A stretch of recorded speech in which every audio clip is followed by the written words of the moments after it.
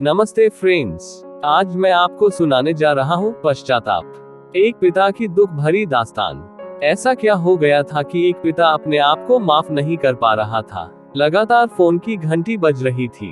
दोनों पति पत्नी सुमन और दिलीप गहरी नींद में थे। तीसरी बार भी मोबाइल की घंटी बजी तो दोनों घबरा के उठे। टाइम देखा तो रात के 3 बज चुके थे।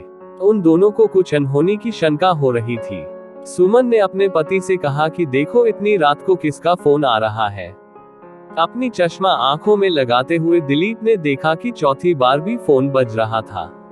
अरे ये तो दामाद जी का फोन है, कांपते स्वर में दिलीप ने कहा। सामने से दामाद शुभम ने ऐसा कुछ कह दिया कि एक ही पल में दिलीप बिस्तर पर बैठ गए। उनके हाथ पैर कांपने लगे। बगल से पानी का गिलास उठाते हुए सुमन ने दिलीप से पूछा, अजी क्या हुआ, आप इतने घबराए हुए क्यों हैं? वह भी बहुत घबराई हुई थी। रूखे और घबराए स्वर में दिलीप ने बस इतना ही कहा कि अंकिता। क्या हुआ अंकिता को? अपनी बेटी का नाम सुनकर सुमन बहुत घबराए। दिलीप तो पत्थर जैसे बैठ गया था, उसे कुछ भी सूझ नहीं रहा था। सुमन दिलीप के कंधे पर हाथ रखकर उसको हिलाते हुए पूछी, क्या हुआ हमारे बच्ची को? बड़ी मुश्किल से दिलीप के मुख से शब्द निकले, अंकिता बुरी तरह जल गई है और उसे सिविल हॉस्पिटल ले जाया गया है। हमें तुरंत ही चलना होगा। सुमन जोर जोर से रोने लगी। अपनी बेटी की यह खबर उन्हें अंदर तक हिला दिया था। अभी कल रात को ही वे दोनों उससे मिलकर आए थे। दिलीप ने ड्राइवर को कार निकालने के लिए कहा और दोनों कार में बैठ गए। यहाँ से अंकिता का ससुराल लगभग 2.5-3 घंटे का था। एक एक पल काटना उन दोनों के लिए बहुत कठिन हो रहा था। उनकी इकलौती बेटी आज जीवन और मरण के बीच संघर्ष कर रही थी। सुमन को वह दिन याद आ गया कि अंकिता पैदा हो गई थी। इतनी सी छोटी बेटी उनके गोद में आई तो दोनों पति पत्नी इतना खुश हो गए मानो उन्हें स्वर्ग ही मिल गया हो। कितने मन्नतों के बाद अंकिता पैदा हो गई थी। अंकिता के बाद उन्हें दूसरा बच्चा भी नहीं हुआ। एकलौती संतान होने की वजह से दोनों पति पत्नी उसको बड़े लाड और प्यार से दुलार करते। दिलीप की अच्छी खासी संपत्ति थी, इसी कारण वह अपने बेटी को कुछ भी कमी होने नहीं दिया। वह जो भी कुछ मांगती सब कुछ उससे मिलता था। इसी कारण अंकिता जैसी जैसी बड़ी होती गई वैसे ही वो जिद्दी बनती गई। सुमन उसे कुछ भी समझाने की कोशिश करती तो अंकिता उसको अनसुना करती और उसकी बातों को झिझक देती। और उसके इस व्यवहार में दिलीप उसका साथ देते। बाप बेटी के इस व्यवहार से सुमन बहुत क्रोधित होती। अंकिता बहुत जिद्दी और पढ़ाई में भी ना के बराबर थी। इसी कारण सुमन उसके शादी के बारे में सोचने लगी तो दिलीप उसको मना करते हुए कहा कि मेरी बेटी राजकुमारी है, वह जिसको भी पसंद करेगी मैं उसका विवाह उसी के साथ करा दूंगा। अंकिता के कॉलेज में एक लड़का पढ़ता था। शुभम होनहार और मेधावी होने के साथ साथ हैंडसम भी था। अंकिता उसे बहुत पसंद करती थी। एक दिन अंकिता उसके पिताजी से ये बात कही। दिलीप उसके बातों में हामी भर दी, लेकिन सुमन ये पसंद नहीं था। सुमन इस रिश्ते से सहमत नहीं थी, क्योंकि वह जानती थी कि मिडिल क्लास शुभम अपने बिगड़ेल अंकिता के साथ सामंजस्य नहीं बना सकेगा, उसके जिद और जुनून को संभल नहीं पाएगा।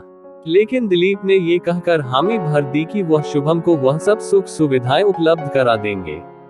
सरल स्वभाव के शुभम के परिवार में सिर्फ उसके माता पिता और एक बड़ी शादीशुदा बहन थी। शुभम शुरू से ही संघर्ष करके अपना जीवन बिताया हुआ था, उसे पैसे की अहमियत मालूम थी। शादी के शुरुआती दिनों में अंकिता सबके साथ अच्छे से रह लेती। कुछ दिन बाद वह अपने स्वभाव के मुताबिक अक्सर शुभम के मां के साथ झगड़ा करती और उन्हें भला बुरा कहती। घर के कामकाज कुछ नहीं करती, खाली शॉपिंग पार्टीज में घूमना पसंद करती थी। ये सब शुभम को पसंद नहीं आता था और एक दिन अंकिता से कह दिया। सुमन भी अक्सर अंकिता को इस बात के लिए समझाती थी, लेकिन अंकिता को इस बात से कोई फर्क नहीं पड़ता, वह अपनी हरकतों से बाज नहीं आती थी। एक दिन घर आए मेहमानों के सामने वह अपनी सास को बेइज्जत करके हंसी उड़ाई तो शुभम ने तुरंत दिलीप को फोन करके अपने बेटी को ले जाने के लिए कहा। दिलीप और सुमन अंकिता के ससुराल पहुंचे। इस बार अंकिता को दिलीप का साथ भी नहीं मिला था। जब दिलीप ने अंकिता को बुरी तरह से चिल्लाया और इस तरह का व्यवहार भविष्य में ना करने की चेतावनी दी, पिता के डांटने पर अंकिता बहुत गुस्से में थी। अपने माँ से कहा, मेरे चले जाने के बाद आप बहुत पछताएंगे। इस धमकी की सबको आदत सी हो गई थी। कोई अंकिता के शब्दों पर ध्यान नहीं दिया। माता पिता वापस चले गए। अंकिता बहुत गुस्से में थी। उसे अपनी गलतियों का एहसास नहीं था। मन ही मन शुभम और उसके परिवार के लोगों को सबक सिखाना चाहती थी। गुस्से में कमरे के अंदर गई और सुसाइड नोट लिखी। सबसे अनजान घरवाले लोग अपने काम में व्यस्त थे। कमरे का दरवाजा अंदर से बंद करके अपने ऊपर केरोसिन डालकर आग लगा ली थी। शुभम ने कमरे का दरवाजा तोड़कर उसे हॉस्पिटल ले गया था।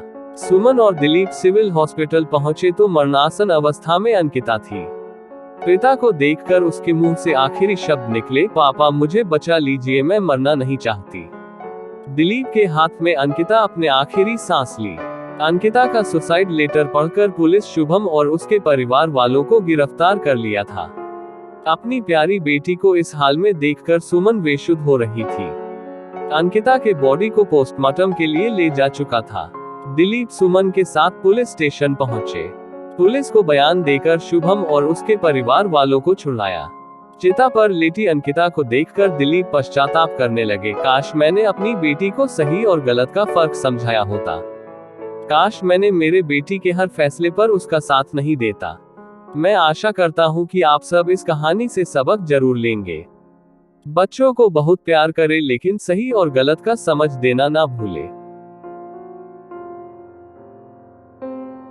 मेरे चैनल परफेक्ट कहानियाँ को लाइक, शेयर और सब्सक्राइब कीजिए और बेल आइकॉन को दबाना ना भूले। Thank you.